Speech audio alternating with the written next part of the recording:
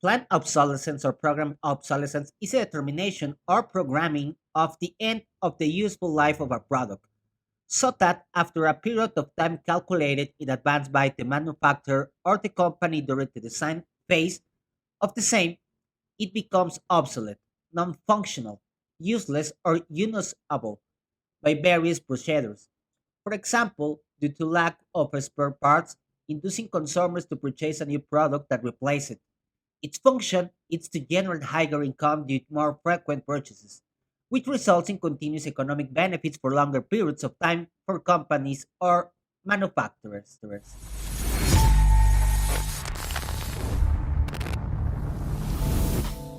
Hola, mi nombre es Fer Bustos.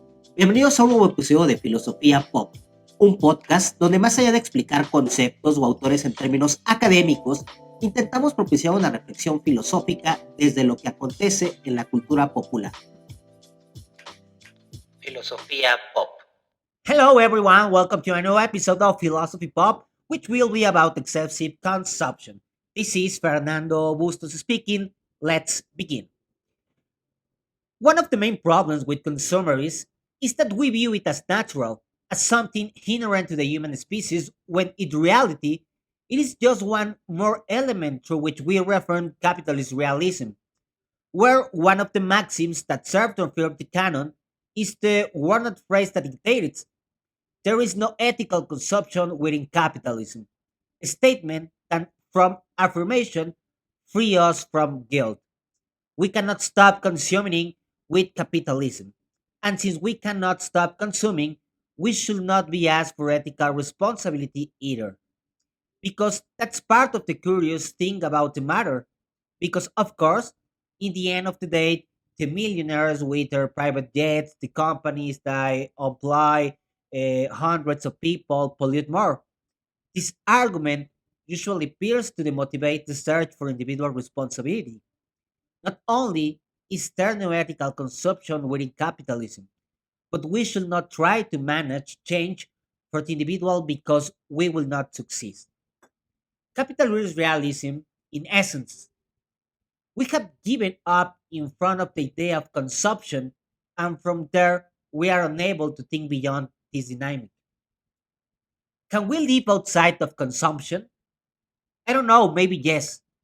But to even try to imagine it, it is necessary for us to think of ourselves from other logics. Although historically we have taught in practice giving and receiving a change of objects, goods, services, which of course later become more complex, the first cause of these exchanges aim not only to strengthen relationship, but to give something I have in order to receive something that I need. And let's not forget, from a psychoanalytic perspective, the subject is always in deficit. The subject is deficient of themselves. However, we were not and have not been involved in such a fast consumption as we participate in today. We did not even feel the need to have so many things because a need had not to be created that we wanted to satisfy. Nowadays, it is about continuously consuming every day, every week, every month for the rest of our lives. As if it were a virus, consumption has spread within us. It is through this that we validate ourselves, that we feel happy, that we feel free. That's why at the beginning of the pandemic, when we couldn't leave the house, depression and anxiety increased. We were deprived of all the consumption dynamics through which we feel good, better. That is why platforms like Amazon also increased their sales exponentially. People, we wanted to keep buying no matter what. That is also why once department stores reopen, people run to make long lines to be able to buy. Going shopping is part of self care, a wellness therapy for many people. During the pandemic, it was speculated with a lot of novelty and hope that things could change for the better. Perhaps We were going to move away from capitalism. We were going to realize what is really important. We were going to become aware that we didn't need all those things that apparently validate us: clothes, going to clubs, restaurants, travel, cars. However, this did not happen. And perhaps it has to do with with what Mark Fisher calls post-capitalism, where there are several important questions to answer. One of them is the following: do people genuinely want something beyond capitalism? That is, are we willing to cancel this type of consumption related desire that move us every day? Do we want to live without all that consumption? At one point, not too long ago, when consider human history, the consumption we know today did not exist. Today, things become old quickly. In fashion, for example, we no longer only have fast fashion, but also ultra fast fashion. Companies like Shane no longer even sell their clothing by seasons, but continuously, and I mean every day, they are releasing new items for sale. Every year there is a new iPhone that is supposed to be an improvement, even if it's minimal. We are crossed by the idea of the newness, that we have to renew the objects that surround us. But let's return to the idea that I wanted to develop. Not long ago, consumption was not as excessive as it is today. Before the war, objects were thought of under other paradigms. Things, objects, merchandise were manufactured to be durable.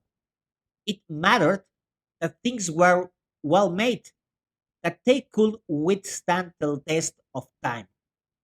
The reputation of companies was measured in relation to the durability and good craftsmanship of what they sold. But all this changed as the result of the Phoebus cartel, where Alba Edison had a lot to do with it. The situation was as follows. As first, light bulb companies were very interested in making a sturdy and good product. They succeed. The light bulbs, the light bulbs were resistant, durable, and didn't burn out quickly. The problem, of course, is that if you have 100 houses and you sell light bulbs that last 10 years to all of them, where are you going to get income for the next 10 years if you only sell light bulbs in that place? The situation worried a group of businessmen so much that they made in 1923 to sign an agreement stipulating that the light bulbs they manufactured could only have a maximum durability of 1,000 hours. That is to say, the light bulbs were going to start being made with a lifespan, with a programmated durability, so that when they stop working, they will force the consumer to acquire new light bulbs. There began the paradigm there began the paradigm that dominates us today. Light bulbs, food, clothing, iPhones, medicines will last longer in good condition, and there will be no need to renew these products so frequently, of course, considering certain nuances in each specific case. Today, many products are made under the paradigm of planned obsolescence, and eventually, even when we are careful with the treatment we give them, they will start to fail. We can have an iPad from 10 years ago in an excellent condition. However, the operating system can no longer be updated, and this makes them obsolete, like the androids in the movie Blade Runner. And this somehow makes me think of one of the latest Levi's commercials whose central idea is when they are made to last, we can always last, where they tell us how Levi's jeans, being well made with good materials, can withstand the passage of time. So much so that the jeans that your dad or mom used could be used today.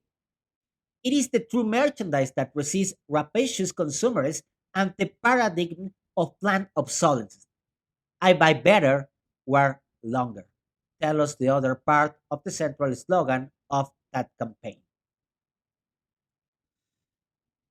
And it is that Levi's commercials can sometimes serve for analysis, as Mark Fisher showed us when he uses the 1984 commercial in the United Kingdom as an example. In that commercial, whose context is in the Cold War, we see a young man who is going to enter the Soviet Union. Upon arriving at the review point to be able to enter the customs, the young man shows himself very nervous while they review his luggage.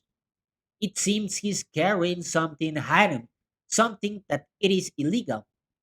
However, the young man manages to pass the review and continues on his way. Upon arriving at his apartment, he quickly opens his suitcase to take out what he was smuggling, a pair of Levi's jeans. For Fisher, under the context of the Cold War, the commercial served to refer certain cliche ideas with regard to communism. It is in this specific case not only that the Soviet Union was, is, the politically opposed bloc, but also one excessively restrictive, so much that it is impossible to desire. Here you have a pair of Levi's jeans, ideology in poor state. I think this not only in the Soviet Union but also in Cuba. The latter operates with many objects the past, for example, all cars that are impossible to see circulating daily in any Western country, products and objects that in some way serve to rethink the idea of the newest of consumption. And of course, this is not an apology for the regime that operates in Cuba. It is just an example that I believe can serve to think about this break on excessive consumption. The idea that objects could last longer and that has result we could have less pollution and less concern for constant renewal of the objects can seem to end up building our identity. We could live in a world, a society that is not traversed by the idea of this excessive consumption. However, we must be honest. Does the public really want to live away from that consumption? In a society in which we have learned to define ourselves and expresses ourselves through the objects we possess or the money we have, how many will be willing to let go of that paradigm? Perhaps it's not just that we are unable to imagine something beyond capitalism, but that perhaps unconsciously many people do not even want to get out of it really. What do you think? If you like this episode, do not forget to like, share, and subscribe. This is Fer Bustos, Filosofía Pop, sign out.